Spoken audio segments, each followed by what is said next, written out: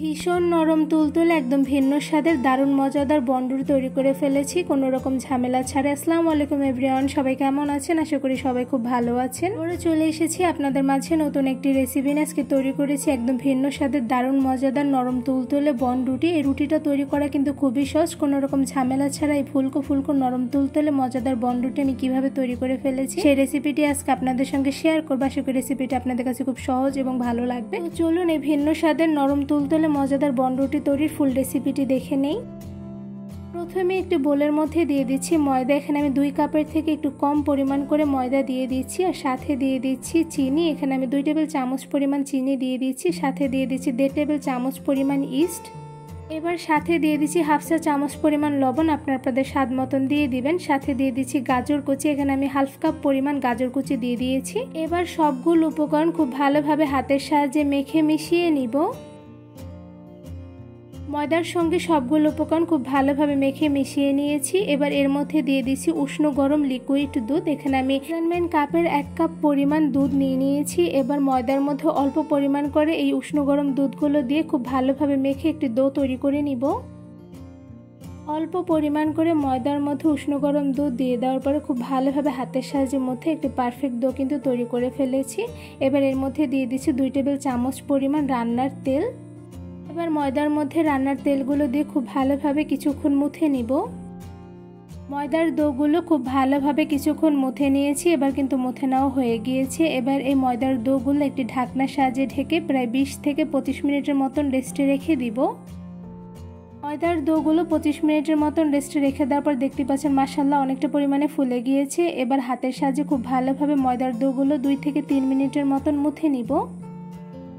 ময়দার ডোগুলো যত মুথে না হবে ততই কিন্তু নরম তুলতুলে এবং ফুলকো রুটি তৈরি করা যাবে। এবারে ময়দার ডো থেকে ছোট সাইজ করে একটি লিচি কেটে নিব। তো এখানে দেখতেই পাচ্ছেন ছোট সাইজ করে একটি লিচি কেটে নিয়েছি। এবার এই লিচি দিয়ে বনডুরি তৈরি করে নিব। রুটি বানানোর জন্য হাতে কিছু ময়দা ভরিয়ে নিয়েছি। এবার এই লিচিটা লম্বা শেপ করে নিব। এবার ফিরের উপরে লিচিটা রেখে খুব ভালোভাবে হাতের সাহায্যে রোল শেপ করে লম্বা করে নিব। হাতের সাহায্যে লিচিটা অনেকক্ষণ সময় নিয়ে খুব ভালোভাবে রোল শেপে অনেকটাই লম্বা করে নিয়েছি। এবার একটা সাইড খুব ভালোভাবে হাতের সাহায্যে মুড়িয়ে মুড়িয়ে গোল শেপ করে একটি রুটি তৈরি করে নিব। রুটিটা মুড়িয়ে মুড়িয়ে গোল শেপ করে নিয়েছি। অ্যাকচুয়ালি কীভাবে করে নিয়েছি সেটা কিন্তু আমার ভিডিওর মাধ্যমে দেখেই বুঝতে পেরেছেন। এবার সাইড থেকে একটু লাগিয়ে নিয়েছি যাতে রুটিটা ছুটে না যায়। তো এই পর্যায়ে কিন্তু আমার ছোটো একটি বনডুরি তৈরি করা হয়ে গিয়েছে। এবার সেম প্রসেসে বাকি রুটিগুলো তৈরি করে নিব। এই তো অনেকগুলো রুটি তৈরি করে ফেলেছি। এবার এই রুটির উপরে অল্প পরিমাণ করে পানি লাগিয়ে নিয়েছি। তো এখানে আমি সবগুলো রুটির উপরে অল্প পরিমাণ করে দেখতেই পাচ্ছেন আঙুলের সাহায্যে খুব ভালোভাবে পানি লাগিয়ে নিচ্ছি।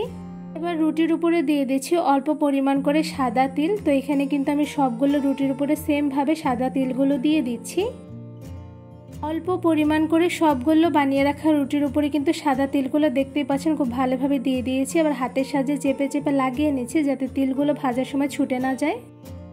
সবগুলো রুটির উপরে সাদা তিলগুলো হাতের সাহায্যে চেপে চেপে লাগিয়ে নিয়েছি। এবার দেখতেই পাচ্ছেন মাশাআল্লাহ কতটা পরিমাণে সুন্দর লাগছে। এবার এই রুটিগুলো ভেজে নিব।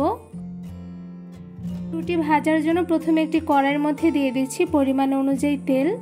তেলগুলো একটু উষ্ণ গরম হয়ে আসলে এর মধ্যে একটা একটা করে সবগুলো বানিয়ে রাখা রুটিগুলো দিয়ে দিব। গরম তেলের মধ্যে একটা একটা করে সবগুলো বানিয়ে রাখা রুটি দিয়ে দিয়েছি। এবার চুলার আঁচ মিডিয়ামে রেখে রুটিগুলো ভেজে নিব। মিডিয়াম আঁচে কিছুক্ষণ রুটিগুলো ভেজে নেওয়ার পর একটি চামচের সাহায্যে রুটিগুলো উল্টে নিচ্ছি। সবগুলো রুটি একটা একটা করে চামচের সাহায্যে উল্টে দিয়েছি। এবার চুলার আঁচ মিডিয়াম রেখে কিছুক্ষণ সময় নিয়ে রুটিগুলো ভেজে নিব। রুটিগুলো ভাজার সময় চুলার আঁচ একদম মিডিয়ামে রেখে কিছুক্ষণ সময় নিয়ে ভেজে নিলে কিন্তু রুটিগুলো প্রচুর পরিমাণে ফুলকো হয়। তো এই পর্যায়ে দেখতে পাচ্ছেন মিডিয়াম আঁচে কিছুক্ষণ রুটিগুলো ভেজে নেওয়ার পর কতটা পরিমাণে ফুলকো হয়েছে। তো এই পর্যায়ে রুটিগুলো একটা একটা করে সবগুলো উল্টে দিয়েছি। একদম মিডিয়াম আছে অনেকটা সময় নিয়ে রুটিগুলো ভেজে নেওয়ার পর দেখতে পাচ্ছেন গোল্ডেন ব্রাউন কালার চলে এসেছে। এই পর্যায়ে কিন্তু রুটিগুলো ভেজে নেওয়া হয়ে গিয়েছে। এবার একটি ছাঁকনির সাহায্যে একটি রুটি আমি তুলে নিচ্ছি। মাশাআল্লাহ দেখতেই পাচ্ছেন কতটা সুন্দর কালার এসেছে। এবার বাকি রুটিগুলো ছাঁকনির সাহায্যে ছেঁকে একটি ঝুড়িতে তুলে নিব।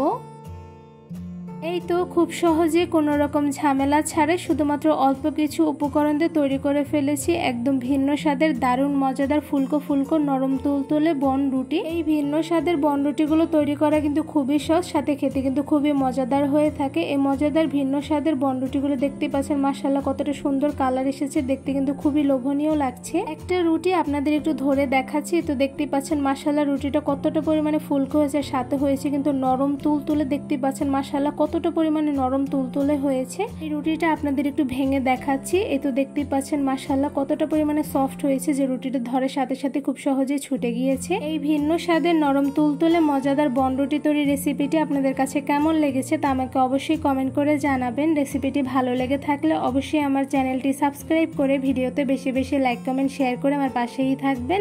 আজকে এখানেই বিদায় নিচ্ছি, দেখা হবে অন্য কোনো ভিডিওর মাধ্যমে। সবাই সুস্থ থাকবেন, ভালো থাকবেন, আল্লাহ হাফেজ।